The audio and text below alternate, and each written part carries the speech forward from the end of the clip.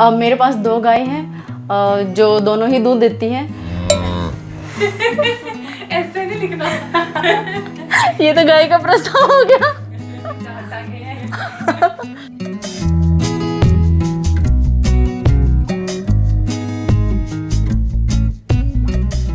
Hi guys, आज हम बनाने वाले हैं बहुत ही टेस्टी मक्खन। लेकिन आज की रेसिपी मैं नहीं बना रही हूँ, आज की रेसिपी बना रही है मेरी कुक सोनिया। सोनिया एक्सपर्ट है दही, घी, मक्खन वगैरह बनाने में और कितने सालों से बनाती आ रही है। अब जन्माष्टमी का मौका हो और घर पे मक्खन ना बने, ऐसा तो हो ही नहीं सकता। अच्छा, बहुत से लोगों को ना मक्खन बनाना भी बड़ा मुश्किल काम लगता है, तो सोनिया आपके साथ आज शेयर करने वाली है कुछ सीक्रेट टिप्स जिससे आप भी फटाफट और बढ़िया मक्खन बना सकते हैं। So over to you Sonia. नहीं, आप ही बनाओ वीडियो, मुझे नहीं आता। तुम कितनी सुंदर लग रही हो यार। नहीं, आप ही बनाओ। तुम्हारे इयररिंग्स कितने सुंदर हैं। नहीं, आप ही बनाओ। तुम्हारे हाथ का मुझे नहीं खाना, आता। ओए होए होए होए होए। बस करो, इतना मक्खन मत लगाओ। तो मक्खन लगाते नहीं, आज मक्खन बनाते हैं। पहले तो सोनिया अपने बारे में बताओ कि तुम कितने टाइम से ये काम करते आ रहे हो। दूध दही का काम हम स्टार्टिंग से ही कर रहे हैं। जैसे मेरी मम्मी करती थी, मेरी दादी करती थी, उन्हीं से मैंने सीख के खुद किया है। और जैसे मेरा तो सारा रूटीन ही जैसे गाय घी दूध से ही स्टार्ट होता है मेरी मॉर्निंग भी। मैम सुबह 4 बजे उठ के मैं अपना घर का सारा काम करती हूँ। जैसे सुबह उठ के गायों को घास वगैरह डालती हूँ, दूध निकालती हूँ और उसके बाद मैं अपने बच्चों को उठा के उनको खाना वाना बनाती हूँ, उनका चाय वगैरह नाश्ता ब्रेकफास्ट देती हूँ, स्कूल के लिए तैयार करती हूँ। उसके बाद जैसे मैं मशीन लगा देती हूँ तो फिर देखती हुई मक्खन आया नहीं आया, फिर मक्खन निकाल के फिर मैं अपना बाकी घर का काम करती हूँ। जैसे बेटा अभी मैं जैसे कर रही हूँ वो भी सीख रहा है मुझसे। कभी घास मतलब गाय को बांधता है और घास डालता है, उसको सहलाता है, वो भी बड़ा एंजॉय करता है। वो कहता है मेरे को भी दूध निकालना सिखा दो। कई बार तो वो भी कोशिश करता है निकालने की, वो भी निकालता है। कई बार तो घास लेने जैसे खेतों में जाते हैं, मैं भी जाती हूँ, मेरे मदर इन लॉ जाते हैं, बच्चे भी जाते हैं, वहाँ पे भी बड़ी मस्ती करते हैं। हमारे खेत में ट्यूबवेल है, वहाँ पे नहाते हैं, पानी वगैरह भी लेते हैं, घास काटते हैं बच्चे, वहाँ पे खेलते रहते हैं। कभी कभार मैं भी उनके साथ खेल लेती हूँ। वैसे ही कह देते भी सिटी लाइफ बहुत अच्छी है, बट नहीं, मेरे को लगता है गांव की लाइफ बहुत अच्छी होती है। शहर में तो ये मानो वो बच्चे क्या मतलब अगर वो मॉर्निंग वॉक जाते हैं, वो भी स्पेशल सोच के जाते हैं भी हमें ये काम है, वो अपना काम समझ के जाते हैं। और हमें देखो, हम ये सोचते हैं भी अपने काम के साथ साथ हम अपनी हेल्थ भी इंक्रीज कर रहे हैं। गांव में खेतों में जाते हैं, अपना घास भी लेके आते हैं, घूम के भी आते हैं, मौज मस्ती भी होती है। ये शहर वाले बच्चे तो स्किप कर ही देते हैं। जैसे मेरी मॉर्निंग वॉक तो ये मानो मेरे काम से स्टार्ट हो जाती है। मेरे को पानी लाना पड़ता है पीने के लिए, वो भी खेतों से ही लाती हूँ मैं। मटकी को उठा के खेतों में जाती हूँ, आते जाते मेरी मॉर्निंग वॉक हो जाती है। और वहाँ पे तो बिल्कुल फ्रेश पानी मिलता है, ट्यूबवेल से ताज़ा निकलता है, जहाँ पे हम पीते भी हैं और नहा लेते भी हैं और पानी लेके वापस आते हैं, तो मेरी मॉर्निंग वॉक भी हो जाती है। अच्छा, जब मेहमान घर पे आते हैं तो ज़्यादातर उन्हें क्या बना के खिलाते हो?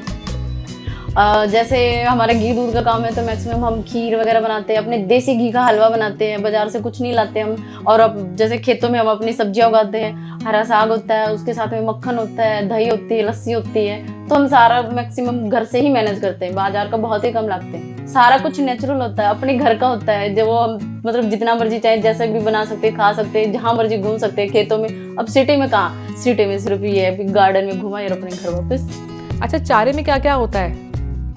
चारे में ज्वार वगैरह डालती हूँ गाय को, और उनके साथ में उनका जो बखर होता है, बखर बोलते हैं उसको, जो उसमें मिला के तभी वो खाती है, उनका पेट भरता है, फिर वो हमें दूध देती है। तो एक ज्वार तुम गाय को खिलाते हो और वही ज्वार की रोटी हम भी खाते हैं, तो फर्क क्या है फिर?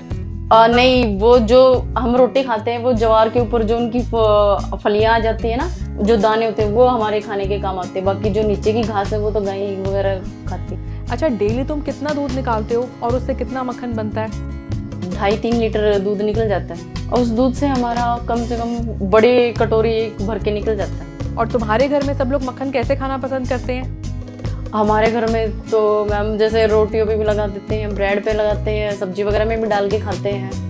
बहुत तो कई तो ऐसे शौकीन होते हैं जो लस्सी में ही मक्खन डाल के पीते हैं। अच्छा, तुम्हारी स्किन इतनी अच्छी है, तुम्हारे बाल इतने अच्छे हैं, तो क्या ये भी एक रीज़न है कि तुम घर का दही, मक्खन, घी वगैरह खा रहे हो? हाँ बिल्कुल, मैं अपने घर का दूध दही खाती हूँ, तो नेचुरल है, तो मतलब जितना अच्छा मैं अपने हाथ से बना के खाती हूँ, अगर मैं बाजार से ला के खाऊंगी तो मुझे पता ही नहीं भी इसमें क्या क्या मिला होता है, क्या नहीं मिला होता है। तो मैं यही मानती हूँ कि अपने घर का खाओ। जैसे हम अपने घर पे रोटी बनाते हैं, शहरों में तो गैस ऑन होती है, बट हमारे घर में सुबह चूल्हा ऑन होता है, उसी पे हम गर्म पानी यूज़ करते हैं, उसी पे हम खाना बनाते हैं, रोटी वगैरह बनाते हैं। और मेरे घर में मैक्सिमम चूल्हे की रोटी ही पसंद करते हैं, गैस की कोई खाता ही नहीं। कोई मिट्टी उठा के खाएंगे तो तभी हमारा पेट खराब हो जाता है, बट जो चूल्हे की राख रोटी पे लगी होती है ना, उससे ना तो कभी पेट खराब होता है और हमारा डाइजेशन सिस्टम भी सही रहता है, वो भी हमारे लिए बहुत फायदेमंद होती है। और साथ साथ में फ्रेश मक्खन होता है, लस्सी होती है, खाने का तो मज़ा ही अलग होता है उसका तो। अच्छा, एक बात बताओ, ये जो गाय के दूध से भी मक्खन बनता है और भैंस के दूध से भी मक्खन बनता है, तो इनमें फ़र्क क्या होता है? गाय के दूध में जो मक्खन बनता है, फर्स्ट ऑल तो उसका कलर में ही डिफरेंस होता है, क्योंकि गाय के दूध का जो मक्खन होता है वो येलो होता है और भैंस का होता है वो वाइट होता है। जो भैंस का जो मक्खन होता है या फिर देसी घी होता है, वो हमारे जैसे बॉडी फैट को इंक्रीज करने में काम आता है। और जो गाय के दूध का मक्खन होता है वो मतलब खाने में भी टेस्टी होता है और वो इतना फैट नहीं होता उसमें। जैसे इसका घी वगैरह देसी घी होता है, गाय का दवाइयों में भी काम आता है, आँखों में भी डालते हैं। मतलब छोटे बच्चों को जैसे सर्दी जुकाम हो जाता है तो उनको खिलाया भी जाता है और उनके गले पे भी लगाया जाता है। देसी घी के और भी बहुत फायदे हैं। जैसे गाय के घी को ना, अगर हम सर्दियों में एड़ियाँ फट जाती हैं, अगर हम उन एड़ियों पे लगा के ओवरनाइट रखते हैं तो बहुत स्मूथ हो जाते हैं। अच्छा, इस मक्खन को कितने दिन फ्रिज में रखा जा सकता है कि ये फ्रेश रहे? मक्खन की बात करें तो फ्रिज में 10 से 15 दिन रख सकते हैं हम। अच्छा, ये बताओ कि जन्माष्टमी पर तुम्हारे घर में क्या क्या बनता है? जन्माष्टमी पे जैसे हमारे घर पे गाय है तो हम सारा गाय के दूध घी से ही सारा मिठाई वगैरह बनाते हैं। जैसे पेड़े हो गए या फिर भोग हो गया, माखन हो गया, और जैसे चरणाव्रत होता है जो स्पेशल गाय के दूध का ही बनता है। और उसके जैसे हम चरणाव्रत बनाते हैं तो उसमें थोड़ा सा मीठे के लिए शहद डालते हैं, तुलसी के पत्ते होते हैं, और जो हम लड्डू वगैरह बनाते हैं वो भी डाल के, और फिर एक मतलब चरणाव्रत बन जाता है जिसे पी के ही हम अपना व्रत खोलते हैं। सोनिया, अपने बाल दिखाओ यार, तुम्हारे इतने अच्छे बालों का क्या राज है? मेरे बालों का राज मेरे घर पे ही है।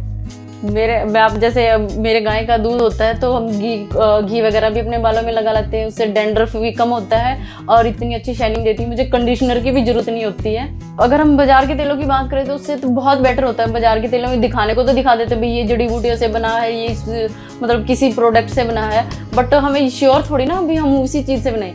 अगर हमारे ये तो हमारे घर का घी है, इसको तो हमें मतलब पता है भी इसमें क्या विटामिन और क्या नहीं है, और अगर हम इसको बालों में यूज़ करते हैं तो बेनिफिट तो होता ही है। और जैसे हमारे छोटे बच्चे होते हैं, बहुत छोटे होते हैं, उनको भी हम ना गाय के घी की मालिश करते हैं, उनके सिर में लगाते हैं, उनको खिलाते हैं भी ठंड में उनको ठंडक ना लगे। और जो इनकी सर्दियों में बच्चों की त्वचा बहुत रफ होती है तो घी लगाने से बहुत स्मूथली हो जाती है, बहुत अच्छी। तो फिर तो तुम उपले वगैरह भी बनाते होगे? जो गोबर होता है गाय का वो बहुत काम आता है। उससे ना जैसे कच्चे घर होते हैं मिट्टी के घर, तो उन पे ना जो हम लिपाई करते हैं तो उसमें मिक्स करके करते हैं। जो उसके कीटाणु होते हैं, जो घर में जो कीटाणु होते हैं वो उसको ख़त्म कर देते हैं। और गाय के गोबर से हम उपले बना के चूल्हे में लगा के अपनी रोटी वगैरह गर्म पानी वगैरह भी करते हैं, बहुत काम आते हैं। तो सबसे पहले हम दूध उबलना रख देते हैं। मैं यहाँ एक कढ़ाई ले रही हूँ, आप कोई भी भारी तले वाला बर्तन ले सकते हैं। मैंने यहाँ 2 लीटर गाय का दूध लिया है, क्योंकि इसे बनाने के लिए हमें फुल फैट मिल्क ही चाहिए। हमारे घर में जो दूध आता है ना, वो सोनिया के घर से ही आता है, तो एटलीस्ट इतनी एश्योरेंस रहती है कि ये प्योर है, इसमें कोई मिलावट नहीं है। तो मेरी सलाह आपके लिए भी यही है कि अगर पॉसिबल हो तो गाय या भैंस का ही दूध लें, जिन्हें आप जानते हैं उन्हीं से लें। एटलीस्ट आपको ये पता होगा कि जो फॉडर यानी कि जो चारा इन गाय भैंसों को खिलाया जा रहा है वो ऑर्गेनिक है, उसमें कोई पेस्टिसाइड्स नहीं है या फिर कोई आर्टिफिशियल केमिकल्स नहीं है। जब दूध अच्छा होगा तो मक्खन भी बढ़िया बनेगा। और ये भी एक कारण है कि घर के बने मक्खन में जो एसेंशियल फैटी एसिड्स होते हैं वो कंपैरेटिवली ज़्यादा होते हैं, जो हेल्दी फैट्स होते हैं वो ज़्यादा होते हैं। उसी तरह विटामिन ए और विटामिन ई भी ज़्यादा होता है और इसीलिए ये ज़्यादा हेल्दी होता है। अच्छा सोनिया, एक बात बताओ, इसे बनाने के लिए क्या हमेशा फुल फैट दूध ही इस्तेमाल करना है? हाँ बिल्कुल, फुल फैट दूध, जितना फुल फैट दूध होगा उतना ही ज़्यादा मक्खन आएगा। तो ये दूध उबल चुका है, इसे थोड़ा ठंडा कर लेते हैं और फिर हम इसकी दही जमाएंगे। अच्छा, मक्खन जो है वो तो दही से भी बनता है, क्रीम से भी बनता है, मलाई से भी बनता है, लेकिन आज जो हम बना रहे हैं हम इसे दही से बना रहे हैं, क्योंकि दही हमेशा हमारे घर में अवेलेबल होती है। क्रीम इकट्ठी करनी पड़ती है, मलाई इकट्ठी करनी पड़ती है, कई बार वो पुरानी हो जाती है, लेकिन फ्रेश दही तो हमेशा ही घर में होता है, इसलिए आज हम ये मक्खन दही से बना रहे हैं। तो ये 2 लीटर दूध था, दही जमाने के लिए मैं इसमें 1 चम्मच दही डाल रही हूँ। और अब हम इसे ओवरनाइट रख देंगे ताकि अच्छी बढ़िया दही जम जाए। ये अभी हम चेक कर लेते हैं ये हमारी ओवरनाइट दही कैसी जमी है, ये परफेक्ट है या नहीं है। ये जो येलो मलाई आई हुई है ये इसके लिए हमने फुल क्रीम दूध लिया है, इसी वजह से येलो मलाई आई हुई है। अब इस दही को हम फेंट लेते हैं। वैसे तो गांव में तो हम इसको हाथ से फेंट लेते हैं, लेकिन अब आजकल तो मिक्सी आई हुई है घरों में, तो इसमें मिक्सी में बना के दिखाती हूँ मैं आपको।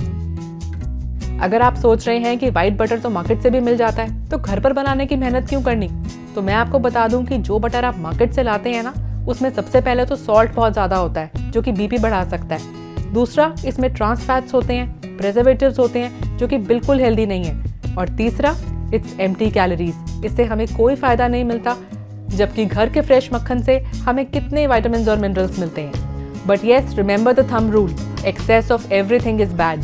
सो येस, मक्खन घर का है, इसका मतलब ये बिल्कुल नहीं है कि आप इसे कितनी क्वांटिटी में खा सकते हैं। अगर लिमिट में खाएंगे तो कभी भी इससे कोई नुकसान नहीं होगा। अभी हम इसको चेक कर लेते हैं मक्खन आया है नहीं आया है।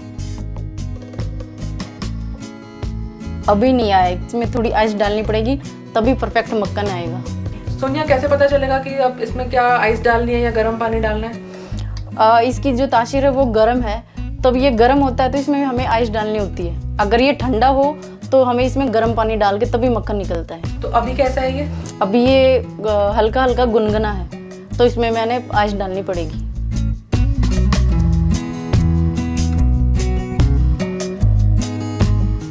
बर्फ भी उतनी ही डालनी होती है हमें, चेक करके भी कि इसमें ज़्यादा ना हो जाए। ज़्यादा हो गई तो फिर हमें गर्म पानी डालना पड़ेगा, नहीं तो। भैंस के दूध से जो बटर या घी बनता है वो हमारी इम्यूनिटी और अच्छी करता है, हमारी बॉडी में ये न्यूट्रिएंट्स एब्जॉर्प्शन को और अच्छा करता है, जिससे कि हम जल्दी बीमार नहीं पड़ते। तो जो भी लोग बहुत जल्दी जल्दी बीमार पड़ते हैं या कोरोना से जूझ रहे हैं, उन्हें अपनी डाइट में इसे ज़रूर लेना चाहिए। अगर हम गाय के दूध के बटर की बात करें तो इसके भी बहुत हेल्थ बेनिफिट्स हैं। ये हमारे इंटेस्टाइन्स के लिए बहुत अच्छा है। In fact it's a source of good fats जिसे कोई भी ले सकता है, डायबिटीज़ वाले भी इसे ले सकते हैं। इसके अलावा जो लोग कॉन्स्टिपेशन से परेशान रहते हैं, ये उनके लिए भी बहुत अच्छा है।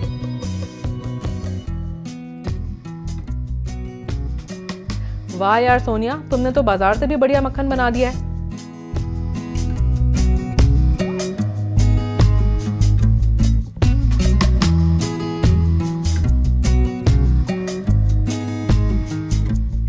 अच्छा, इसका जो पानी बच जाता है इसका क्या करते हो? ये पानी नहीं है, इसको लस्सी बोलते हैं। बहुत काम की चीज़ होती है ये। इससे कड़ी भी बन सकती है, इसको हम रोटियों के साथ भी ले सकते हैं, रायता वगैरह भी बन सकता है, बहुत काम आती है ये।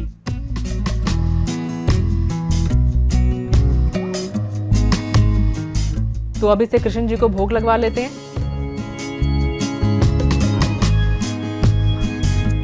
गाइस, रेसिपी कैसी लगी आपको मुझे कमेंट्स में ज़रूर बताएं, और वीडियो अच्छी लगी है तो इसे शेयर भी ज़रूर करें। All the best.